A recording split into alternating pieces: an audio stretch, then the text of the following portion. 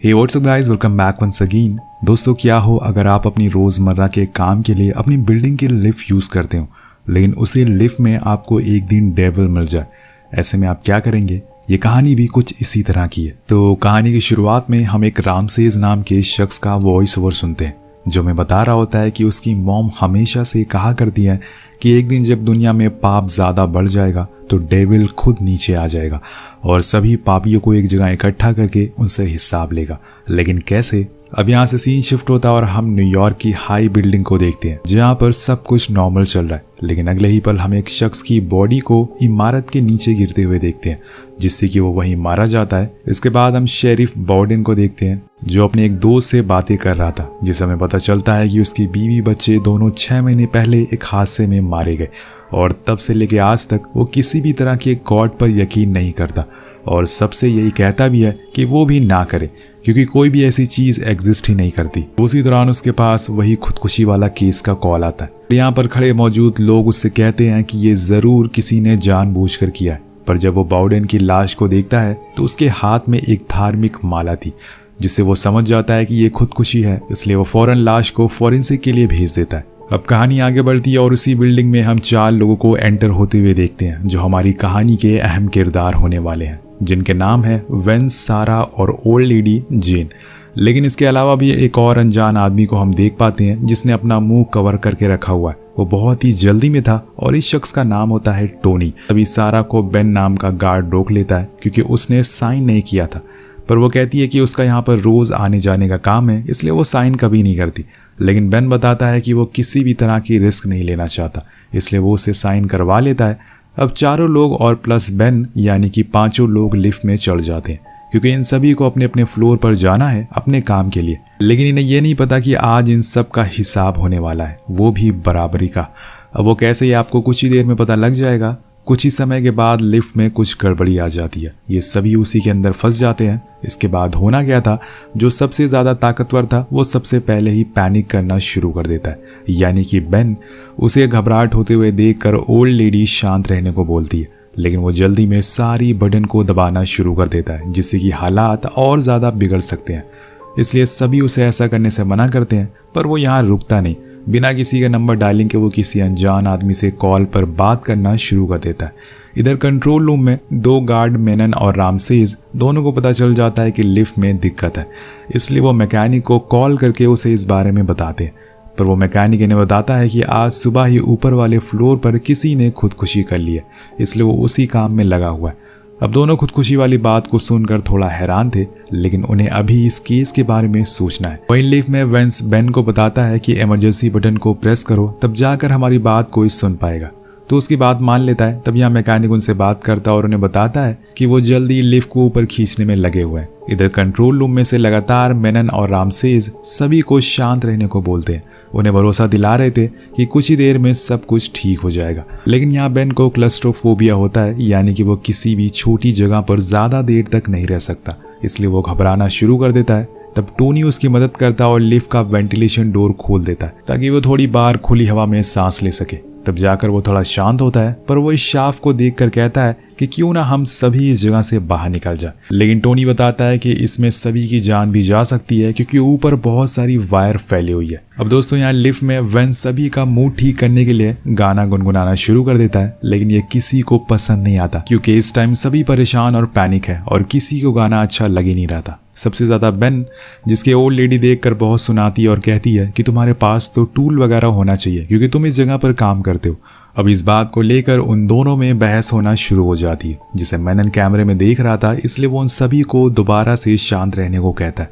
पर यहाँ एक चीज नोटिस करने वाली बात थी कि मेनन और रामसेज की आवाज इन तक पहुंच सकती थी, लेकिन इन लोगों की आवाज वहां तक पहुंच नहीं पा रही थी, और इस बात से ये सारे लोग भी अनजान होते हैं। वहीं बिल्डिंग के बाहर हम बाउडेन और उसके साथी को देखते हैं, जो खड़े होकर कुछ बात कर रहे होते हैं कि तभी उनके ऊपर एक ग्लास का टुकड़ा टूटकर गिरता है, जिससे वो बाल बाल बचते हैं।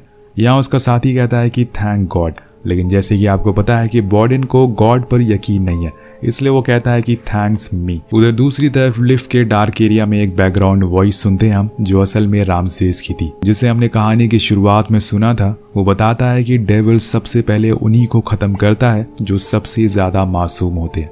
तभी हम मैकेनिक को देखते हैं जो लिफ्ट के वायर को चेक करने के लिए जाता है, जहां वो देखता है कि वायर के बीच में एक कैट फंसी हुई है।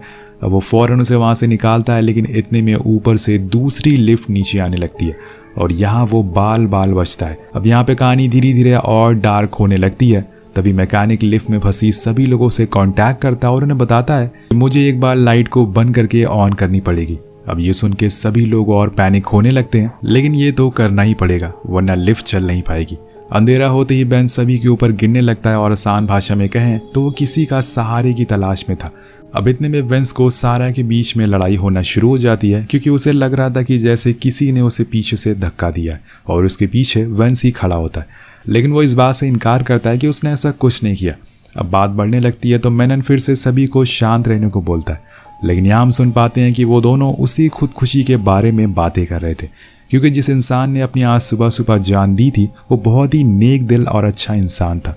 अब वो ऐसा कैसे कर सकता है, यही सोच में वो दोनों डूबे रहते हैं कि इतने में एक बार फिर से लाइट चली जाती है और ये मैकेनिक ने किया था।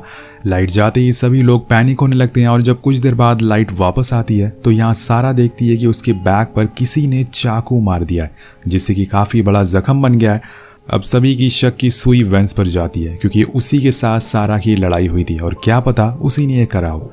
वही कंट्रोल रूम में मेनन कैमरे में रिकॉर्डिंग में एक अजीब सी शैतानी किस्म की इमेज देखता है। वो ये आराम से उसको भी दिखाता है, जो वो पूरी तरह से डर जाता है, क्योंकि उसे ऐसी बातों पर काफ़ी ज़्यादा यकीन था। अब उन दोनों को कुछ ज़्यादा समझ नहीं आता कि ये सब क्या हो रहा है, इसलिए वो जल्दी से पुलिस को बुलाते हैं और यहाँ भी इन्वेस्टिगेशन के लिए बॉर्डन को बुलाया जाता है। शायद ये इत्तेफाक हो, लेकिन वो इस बिल्डिंग की सारी कामों में बहुत ही ज़्यादा रुचि दिखा रहा था। वो सबसे पहले एलिवेटर कंपनी से कांटेक्ट करने को बोलता है ताकि वो तुरंत आकर ये ठीक करे। इसके बाद वो सभी से अपने आईडी कार्ड्स दिखाने को बोलता है। तो ओल्ड लेडी सबसे पहले दिखाती है, लेकिन क्वालिटी ब्लर होने की वजह से वो सही से उसकी फ़ोटो देख नहीं पाता। वहीं लिफ्ट में बेन और टोनी दोनों उसके डोर को ओपन करने की कोशिश कर रहे थे, लेकिन कुछ भी फ़ायदा नहीं होता, जिससे वो फिर से थक हार कर वहीं बैठ जाते हैं। यहाँ बॉर्डन अपने साथी से कहता है कि जितने भी लोग उस लिफ्ट में हैं, इन सभी के नाम और उनका बैकग्राउंड निकालो, हमें इन सब के बारे में जानकारी इकट्ठा करनी है। लेकिन इतनी देर में रामसेस कहता है कि मुझे लग रहा है कि इन लोगों के बीच ज़रूर कोई ना कोई शैतान है, वही ये सब कर रहा है। लेकिन उसकी ये बातें वहाँ खड़े सभी लोगों को फजूल लगती है, इसलिए वो बाहर आ जाते हैं। इधर लिफ्ट में एक बार फिर से लाइट फ्लिकर होती है और कुछ ही देर बाद चली जाती है, और तभी लिफ्ट में लगे मिरर टूट जाते हैं और किसी के गिरने की आवाज़ आती है। जब लाइट वापस आती है तो यहाँ हम एक हैरान करने वाली चीज़ देखते हैं, वेंस की मौत हो चुकी थी। अब ये देखकर सभी लोग शॉक में चले जाते हैं कि आखिर ये कैसे हो गया। अभी तक सभी को वेंस पर शक था, लेकिन सबसे पहले वही मारा गया। इधर रामसेस भागते हुए बाहर आता है, जहाँ पर बॉर्डन अपने साथी से बात कर रहा था। इतने में रामसेस भागते हुए उसके पास आता और वेंस के बारे में उसे बताता है। अब सभी लोग अंदर जाते हैं। वहाँ रामसेस एक बार फिर कहता है कि ये ज़रूर शैतान का काम है, क्योंकि जब उसे किसी के पापों का बदला लेना होता है तो वो सभी पापियों को एक साथ मीटिंग करवाता है, और इन सब लोगों ने ज़रूर कुछ ना कुछ पाप किए होंगे, इसलिए आज सभी एक जगह पर इकट्ठा हैं और सारी मुसीबतें आज ही आ रही है। लेकिन बॉर्डन को इन सब बातों पर यकीन नहीं है, इसलिए वो सभी से शांत रहने को बोलता है। लेकिन इस चीज़ को विटनेस करने के बाद सभी लोग अब घबरा गए थे। उन्हें लग रहा था कि अब उन्हें यहाँ से बाहर निकलने के बाद हर दिन कोर्ट के चक्कर लगाना पड़ेगा, और सबसे ज़्यादा तो सारा पैनिक कर रही थी। तो टोनी उसे शांत करवाता है। वो बताती है कि उसने आज से पहले कभी भी किसी तरह की ऐसी कोई चीज़ नहीं देखी, बट टोनी के लिए ऐसी चीज़ें नॉर्मल होती है, क्योंकि वो कुछ दिन पहले ही इराक में था, जहाँ उसने कई सारी मौतें देखी थी। वहीं दूसरी ओर बॉर्डन बिल्डिंग की उसी फ्लोर पर जाता है जहाँ से उस आदमी ने जंप करा था। वहाँ खड़ी उसकी एक फॉरेंसिक टीम की हेड बताती है उन्हें एक हैंड रिटन नोट मिला है, जिसमें बहुत ही अजीब सी चीज़ लिखी हुई है कि मैंने यहाँ पे शैतान की आवाज़ सुनी, इसलिए मैंने ऐसा किया। अब ये सुनकर वो थोड़ा अजीब सा महसूस करता, लेकिन कुछ कहता नहीं है और नीचे जाता है। यहाँ लिफ्ट पर टोनी बताता है कि वो इससे पहले मैकेनिक का काम करता था और उसने आर्मी के साथ भी काम किया है, इसलिए उसे उस वायर के बारे में जानकारी है। वो लिफ्ट के उस वेंटिलेशन वाले हिस्से में जाकर वायर को ठीक भी कर सकता है। अब वो ऊपर चढ़ने लगता है, तभी अचानक से सारा उसे नीचे खींच लेती है और सभी से कहती है कि इसी ने वेंस को मारा है, इसलिए अब यहाँ से भागने की कोशिश कर रहा है। उधर दूसरी तरफ फायर डिपार्टमेंट के लोग अब यहाँ पर आ चुके हैं, उस लिफ्ट को खोलने की कोशिश करते हैं, लेकिन कोई फायदा नहीं होता और बाहर तेज बारिश भी हो रही है। चारों ओर बादल पूरी तरह से काले हो चुके हैं और यहाँ रामसेस बॉर्डन को एक बार फिर से वही शैतानी फुटेज दिखाता है जो उसने देखी थी। लेकिन तभी बॉर्डन उसे एक पेपर नोट देता है जिसमें आई एम सॉरी लिखा हुआ था। तो बॉर्डन बताता है कि 4 साल पहले मेरे बेटे और वाइफ की हिट एंड रन केस में मौत हो गई थी। जिसमें उन्हें ठोका उस आदमी ने उसकी वाइफ की लाश के पास ये नोट छोड़ दिया। और तब से मुझे यकीन हो गया है कि कोई डेविल नहीं होता, बल्कि इंसान के अंदर ही डेविल है और वो कभी भी वो रूप में आ सकता है। इसी दौरान ये सभी नोटिस करते हैं कि जिस समय पर सारा ने वेंस पर इल्ज़ाम लगाया था वो उसे पीछे से धक्का दे रही है, लेकिन असल में वो तो उस समय बहुत ही दूर खड़ा हुआ था, यानी कि वो साफ साफ झूठ बोल रही है। दूसरी तरफ वही मैकेनिक अब वायर को ठीक करने के लिए नीचे उतरता है, लेकिन वो बहुत ही ज़्यादा डरा हुआ था, इसलिए वो इन लोगों की वॉकी टॉकी पे जवाब नहीं दे रहा था। लेकिन तभी उसकी केबल लूज हो जाती है और जितने में उसे ठीक करता वो सीधा नीचे जाकर लिफ्ट पर गिर जाता है, जिससे एक धमाके जैसी आवाज़ आती है और वो मारा जाता है। इधर मैनन और पुलिस को भी पता चल चुका था कि वो मर चुका है। अब लिफ्ट के अंदर फंसे हुए लोगों को भी वार्डन ने यहाँ पर ऑर्डर दे दिया था कि वो बिल्डिंग की वॉल को तोड़ रहे हैं जहाँ से वो लिफ्ट गुजरती है, ताकि वहां तक जल्दी पहुंचा जा सके।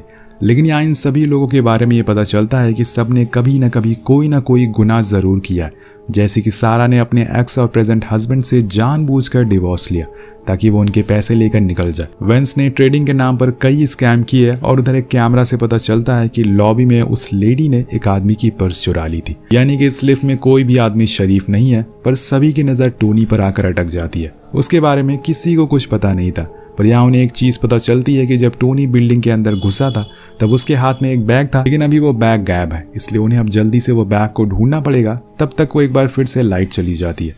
अब जब लाइट दोबारा वापस आती है तो वो ओल्ड लेडी वायर से लटकी हुई मिलती है। उसे ऐसी हालत में देखकर वार्डन पूरी तरह से शॉक था, इसलिए वो पूरी बिल्डिंग को सील कर देता है और सभी को बाहर जाने को कहता है। और यहाँ वार्डन नीचे जाता है उस बैग को ढूंढने के लिए, जो वॉशरूम में उसे मिल भी जाता है, लेकिन उसके अंदर बस मैकेनिकल टूल थे और उसके अलावा कुछ नहीं थे। वहीं लिफ्ट में टोनी ओल्ड लेडी की लाश को नीचे उतारता है और उसकी आंखों को बंद करता है, लेकिन वो बंद होने का नाम ही ले रही थी। ऐसा लग रहा था कि वो उसे घूर रही हो। इतने में हम बाहर एक लेडी को देखते हैं जो अंदर जाने के लिए काफी बेचैन हो रही थी, लेकिन गार्ड उसे रोक लेता और उसी समय हम बैकग्राउंड में एक बार फिर से सुनते हैं कि जिसमें शख्स कहता है कि डेविल लोगों के करीबियों को सबसे पहले मारता है क्योंकि इससे गुनहगार ज्यादा तड़पता है। इतने में हम बिल्डिंग के अंदर कुछ हलचल देखते वार्डन वहां पहुंचता है तो देखता है कि मैनन की करंट लगने की वजह से मौत हो गई है। इतने में वार्डन को एक और बात पता चलती है कि बेन जिस सिक्योरिटी कंपनी में काम करती है वो असल में सारा के हस्बैंड की है। क्या पता उसी ने बेन को मारने के लिए भेजा हो। लेकिन यहाँ लिफ्ट में तो बेन और टोनी के बीच में बहस इतनी बढ़ जाती है कि वो दोनों एक दूसरे की जान के लिए उतारू हो जाते हैं। दूसरी तरफ यहाँ पर सारा तेज तेज बोलती है कि टोनी को मार दो वरना वो हम सभी को मार देगा। लेकिन यहाँ पर अब वार्डन को भी लगने लगा था कि कहीं ना कहीं रामसेस की डेविल वाली स्टोरी सच है और उसे भी उस पर यकीन होने लगा था। इसलिए वो उसे पूछता है कि इसका कोई तो इलाज होगा। वो बताता है कि ये इतने आसानी से खत्म होने वाला नहीं है। अगर इन तीनों लोगों में से जिसने भी कोई भी गुनाह किया है अगर वो उसे कबूल कर ले, माफी मांग ले, तो शायद डेविल उन्हें छोड़ सकता है। तभी अचानक से एक बार फिर लाइट जाती और इस बार जब वो वापस आती है तो यहाँ पर बेन मर चुका था। मतलब कि आखिर कौन है जो अंधेरे में इन्हें मार रहा है। अब दोस्तों यहाँ पर बचे हैं 2 लोग और हो सकता है कि कातिल इन्हीं में से कोई हो। अब ये सारी घटनाओं के बाद सारा और टोनी बहुत ही ज्यादा घबरा जाते हैं और टोनी यहाँ पर उसे इन सब चीजों का जिम्मेदार मानने लगता है और ये लड़ाई इतनी बढ़ जाती है कि दोनों एक दूसरे के ऊपर शीशे का टुकड़ा लेकर खड़े हो जाते हैं। पर वार्डन उन्हें समझाता है कि तुमने जो भी कुछ किया है वो कबूल कर लो। लेकिन यहाँ दोनों को समझ ही नहीं आ रहा था कि वो किस बारे में बात कर रहे हैं। और यहाँ चली जाती है एक बार फिर से लाइट और इस बार जान जाती है सारा की। बचता है तो अकेला टोनी। इतने में भागते हुए वार्डन का ऑफिस में जूली आती है, वही लेडी जो बिल्डिंग के अंदर आना चाहती थी। अब वो कहती है कि मैं टोनी की वाइफ हूँ और वो यहाँ पर इंटरव्यू देने के लिए आया था और साथ में वो अपना बैग भी ले आया जिसे लेने के लिए मैं यहाँ पर आई हूँ। अब उसकी आवाज़ टोनी माइक से सुन लेता है, लेकिन इतनी देर में कहानी में आता है एक खतरनाक ट्विस्ट।